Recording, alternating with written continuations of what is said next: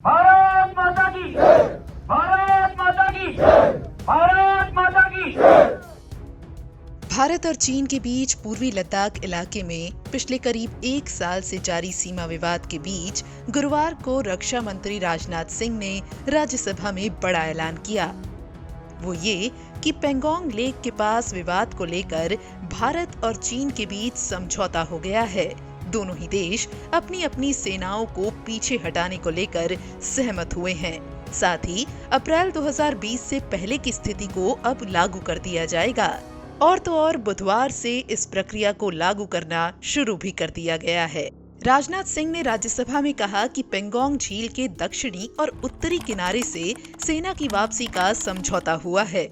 उन्होंने कहा कि चीनी सेना इस बात पर भी सहमत हो गई है कि पेंगोंग लेक से सेना वापसी के 48 घंटे के भीतर सीनियर कमांडर लेवल की बैठक होगी और बाकी बचे मुद्दों का भी हल निकाला जाएगा।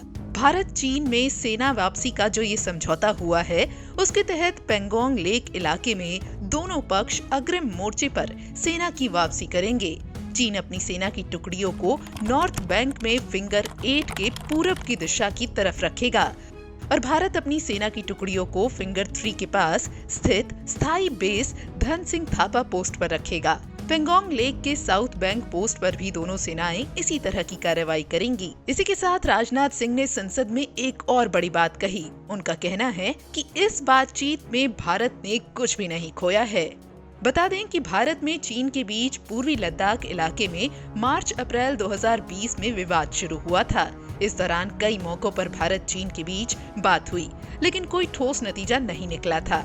लेकिन 24 जनवरी को भारत और चीन के कोर कमांडर स्तर की 9वें दौर की बैठक के बाद दोनों पक्षों के बीच आपसी सहमति बनी थी और अब इसी के आधार पर दोनों देशों के बीच मामला सुलझता नजर आ रहा है।